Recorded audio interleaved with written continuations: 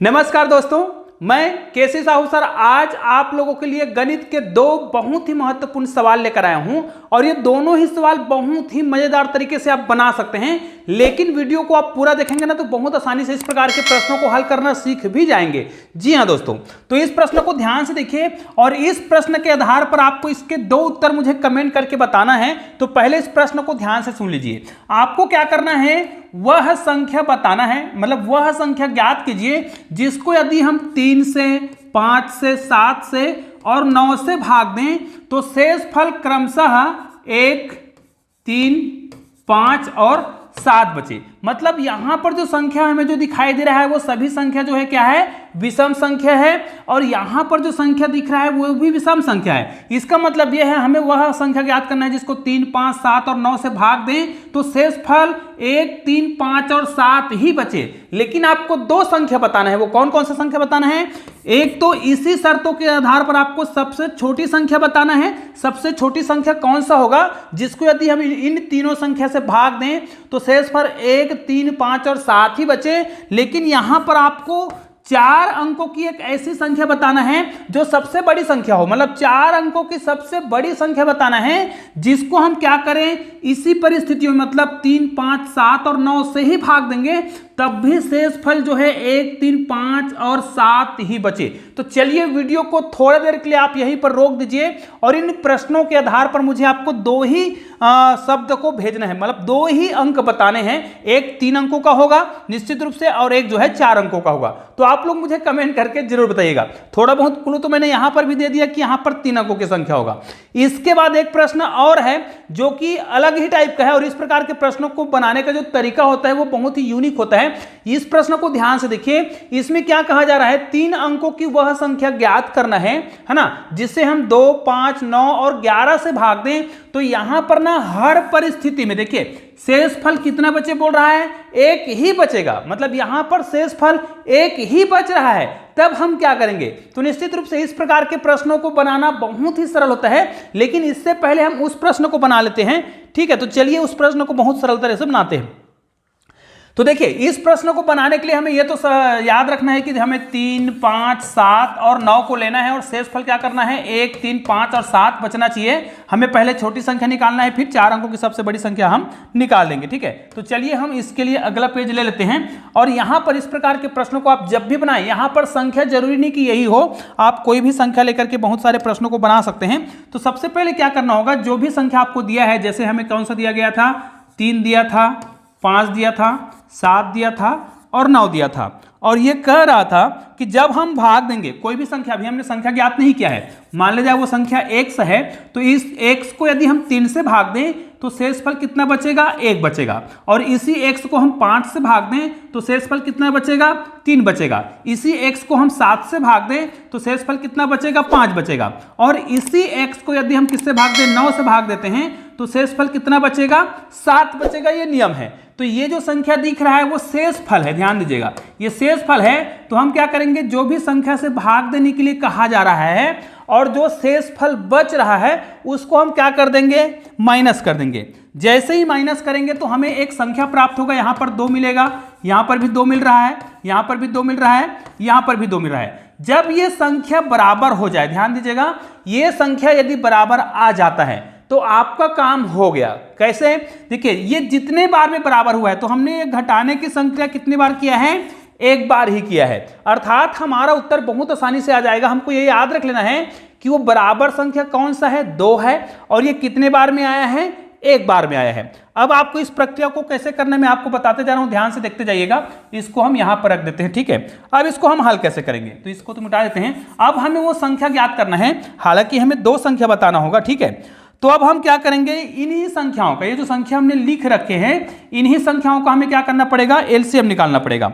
और एलसीएम निकालने का बड़ा सिंपल सा रूल होता है। एलसीएम निकालेंगे हम इन्हीं संख्याओं का, किसका किसका, 3 का, 5 का और 7 का और किसका, 9 का। तो भाई इनका हमें लघुत्तम समापवर्तक निकालना है। तो इनमें कोई ऐसी संख्या है क्या जिसमें कोई ना कोई संख्या पहले से आया हुआ है, जैसे के लिए अगर इसका मैं पूरा लघुत्तम समापवर्तक निकालूं तो इसमें देखिए 3 और 9 दोनों समाहित हैं, तो इस 3 को हम नहीं लिखेंगे, मतलब इस 3 को अलग से गुना करने की आवश्यकता नहीं है क्योंकि 3 इसमें पहले से है। अब हमें केवल इतनी संख्याओं को गुना करना होगा और हमारा लघुत्तम समापवर्तक हो जाएगा। ठीक है, तो यहां पर हम क्या करेंगे, लघुत्तम समापवर्तन निकालने के लिए आपको क्या करना है, गुना करना है। तो यहां पर कितना हो जाएगा, 7 पंचे 35 हो जाएगा, ये हमने निकाल दिया और इसको गुना कर देंगे 9 से। फिर जब गुना करेंगे तो कितना हो जाएगा, 9 पंचे 45 के यहां पर क्या करेंगे 5 करेंगे, हासिल कितना हो गया 4 हो गया। फिर 9 तिया 27 और 27 में आप कितना जोड़ेंगे, यहां पर देखिए 9 तिया 27 कर दिए, इसमें हम 4 जोड़ेंगे तो 7 और 4 11, यहां पर कितना हो जाएगा 3, मतलब यहां पर हो जाएगा 315। तो 315, ध्यान दीजिएगा, हमको क्या पता करना था कि 3 अंकों की संख्या, मतलब वह सबसे छोटी संख्या पता करना था। जब हम जब इन चारों संख्याओं से भाग दें तो शेषफल कितना बचे, 1 3 5 और 7, इतना शेषफल बचना चाहिए। कब, जब इसको हम भाग दें क्रमशः इन संख्याओं से। तो अब देखिए इसमें तो भाग नहीं जाएगा, सॉरी इसमें तो हम भाग देंगे तो पूरा का पूरा भाग चला जाएगा क्योंकि ये लघुत्तम समापवर्तक है। तो भाई 315 जो दिख रहा है इसमें ये जो बराबर संख्या प्राप्त हो रहा था, ये जो संख्या मिल रहा था उसी को यदि हम माइनस कर दें, ध्यान दीजिएगा, तो हम क्या करेंगे, इसमें अगर हम 2 माइनस कर दें तो इसके बाद जो हमारा उत्तर आएगा तो कितना आ जाएगा 300। यहां पर देखिए इसमें क्या करेंगे, 2 माइनस करेंगे मतलब हो जाएगा 313।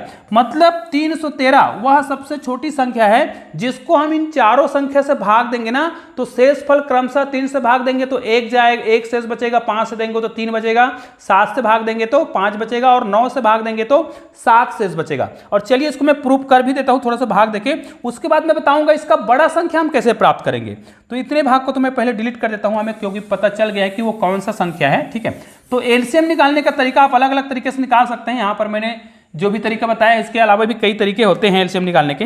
अब देखिए हमारे पास संख्या कौन सा है, 313। ये 313 वो संख्या है जिसको यदि हम 3 से भाग दें तो शेषफल कितना बचेगा, 1 बचेगा। भाग देकर देखते हैं, 3 1 का 3। ठीक है, यहाँ पर तो 1 भाग नहीं जाएगा तो हम 0 बार भाग देंगे। अभी कितना हो गया है, ये 13 हो गया। ठीक है, तो कितना हो जाएगा, 3 चौक 12, यहाँ पर 3 चौक 12 हो रहा है। शेषफल कितना बच रहा है, 1 बच रहा है, बिल्कुल राइट है। 313 को ही देखिएगा, 313 को ही हम 5 से भाग देते हैं। ठीक है, तो कितना हो जाएगा, 5 6 का 30। ठीक है, कितना बचा 1, अभी 13 हो जाएगा तो 5 दूनी 10 और शेष कितना बचा, यहाँ पर 3 बचा। निश्चित रूप से समझ आ गया होगा कि इसी प्रकार यदि हम 313 को ही भाग देते हैं किससे, 9 से, तो निश्चित रूप से 7 से बचना चाहिए। भाग देकर देखते हैं तो कितना हो जाएगा, 9 1 9 9 3 18 और 9 तिया 27। यहाँ पर कितना बचा 4, फिर कितना बढ़ जाएगा 9 चौक 36, 9 चौक 36 हुआ तो कितना बचा, यहाँ पर 7 शेष बच गया जो कि बिल्कुल परफेक्ट है। लेकिन हमको क्या करना था, अब देखिए इसको मैं पूरा डिलीट कर देता हूं क्योंकि हमें एक चीज समझ आ गया है कि जब हम हल कर रहे थे और इसको भाग दे रहे थे, क्रमशः किससे भाग देना है, 3 से 5 से 7 से 9 से भाग देंगे तो क्रमशः 1 बचे, 2 बचे या 3 बचे, सॉरी यहाँ पर गलत हो रहा है, यहाँ पर कितना बचेगा, यहाँ पर तो 1 बच रहा था, यहाँ पर 3 बचना चाहिए, यहाँ पर 5 बचना चाहिए और यहाँ पर 7 शेष बचना चाहिए। ठीक है, और हमारा संख्या कितना प्राप्त हो गया था, 315। ये क्या था, ये एलसीएम था भाई। और पहला संख्या क्या था हमारा, यहाँ पर 313वां संख्या था जिसको हम तीनों से भाग रहे थे, इन चारों संख्या से भाग रहे थे। तो क्रमशः 1 3 5 7 और सॉरी ये क्या हो रहा था, शेष बच रहा था। लेकिन हमें बड़ी संख्या प्राप्त करना है। लेकिन हम ये भी जानते हैं कि अब 4 अंकों की संख्या पता करना है, तो 4 अंकों की सबसे बड़ी संख्या तो 9999 है। लेकिन भाई 9999 को यदि हम 3 से 5 से 7 से और 9 से क्रमशः भाग देंगे ना तो ये 1 3 और 5 और 7 शेषफल नहीं बचेगा। निश्चित रूप से आप चाहे तो इसको जांच करके देख लीजिएगा।